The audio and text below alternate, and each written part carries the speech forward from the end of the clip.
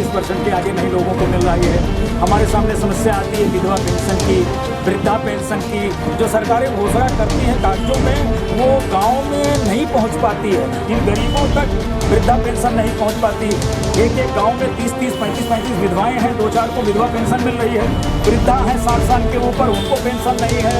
सिक करना एक अलग विषय है, धरातल पे जाना एक अलग विषय है। अगर मोदी जी ये कहते हैं कि हमारी योजनाएं 100% क्रियान्वित हैं, तो मोदी जी 33% के आगे किसान सम्मान निधि को क्यों नहीं बढ़ा पा रहे हैं? कल आपकी किसान सम्मान निधि आती है, अगले बार आपकी किसान सम्मान निधि रुक जाती है बता करके कि आपका खाता गलत है। रिजर्व बैंक का पैसा था, इन्होंने निकाल लिया। कितना रोजगार दे रहे हैं?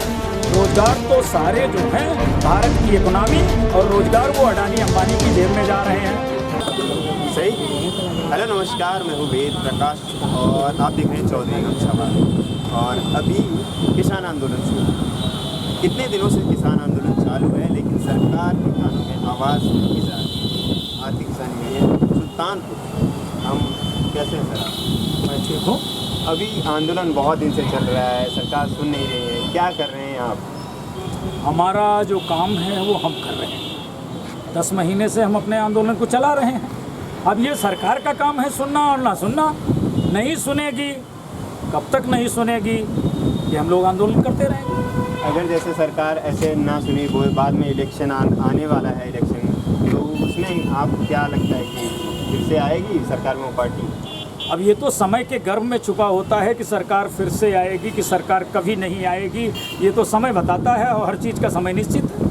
आप वैसे भी किसान अध्यक्ष हैं, इतने सारे लोग आते हैं अलग अलग किसान समस्या को लेकर, कैसी कैसी समस्या आपके सामने आती है? देखिए, हमारे सामने समस्या आती है किसान सम्मान निधि 33% के आगे नहीं लोगों को मिल रही है। हमारे सामने समस्या आती है विधवा पेंशन की, वृद्धा पेंशन की। जो सरकारें घोषणा करती हैं कागजों में, वो गांव में नहीं पहुंच पाती है। इन गरीबों तक वृद्धा पेंशन नहीं पहुंच पाती। एक एक गांव में 30-30, 35-35 विधवाएं हैं, 2-4 को विधवा पेंशन मिल रही है। वृद्धा हैं 60 साल के ऊपर, उनको पेंशन नहीं है। किसानों को खाद बीज नहीं समय पे मिल पाते हैं। योजनाएं कागजों में सिमट के रह जाती हैं, समस्याएं हैं। लेकिन सरकार तो कह रही कि सारी योजना लोगों तक पहुंच रही, वीडियो कॉन्फ्रेंसिंग पे बात करते हैं मोदी जी, योगी जी। देखिए, वीडियो कॉन्फ्रेंसिंग करना एक अलग विषय है, धरातल पे जाना एक अलग विषय है।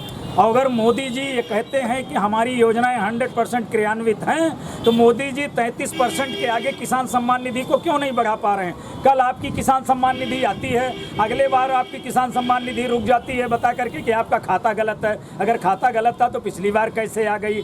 अब किसान जो है, सरकार 5 साल में जब से योगी सरकार आई, किसानों की डेयरी बंद हो गई, जो डेयरी फार्म आ रहे थे।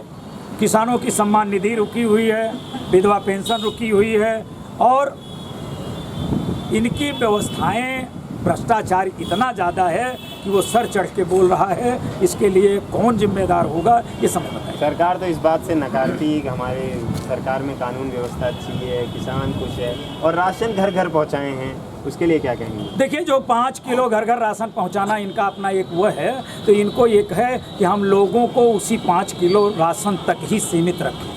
अच्छा। हम 5 किलो के आगे, 10 किलो के आगे, राशन तक के आगे इनको ना बढ़ने दें। इनकी सोच वहीं तक रहे। माननीय प्रधानमंत्री मोदी को ये चाहिए था रोजगार देना। आज मोहन भागवत जी का बयान आता है कि रोजगार देने की क्या ज़रूरत है। मोदी जी कहेंगे पकौड़ा तलो, कोई कहेंगे बर्तन बनाओ, कोई कहेंगे भैंस रखो, कोई कहेंगे खेती करो।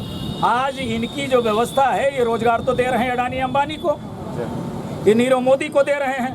ये तो इनको सोचना चाहिए कि जो हमारा रिजर्व बैंक का पैसा था, इन्होंने निकाल लिया। कितना रोजगार दे रहे हैं? रोजगार तो सारे जो हैं भारत की इकोनॉमी और रोजगार वो अडानी अंबानी की जेब में जा रहे हैं। 5 रुपए वाली प्याज इन्होंने भंडारण कर ली और आज 50 में बेच रहे हैं। क्या फ़ायदा मोदी जी ले रहे हैं? इसमें कमीशन ले रहे हैं। अभी 10 महीने हो गए किसान आंदोलन का, आगे क्या? आगे की रणनीति तय है। पहले भी कहा जा रहा था कि किसान आंदोलन 4 साल चलेगा, जब तक देश को आज़ादी नहीं मिल जाएगी। ये तो हमारे अनाज को गुलाम बनाने की साजिश है। हमको गुलाम बनाने की साजिश नहीं है, हमारे अनाज को गुलाम बनाने की साजिश है। आने वाले समय में इसी प्याज की तरह हमारे अनाज को भी, गेहूं और चावल को भी ये 50 रुपये और 100 रुपये में बेचना जब शुरू करेंगे, तो हमारे गरीब भाई क्या खाएंगे, कहाँ जाएंगे? आपको लगता है कि नेता सही नहीं है या कौन सी पार्टी ऐसा अच्छी काम करेगी आने वाले समय में? देखिए, आने वाले समय के लिए हम कोई पार्टी नहीं, हम तो ये मानते हैं कि जो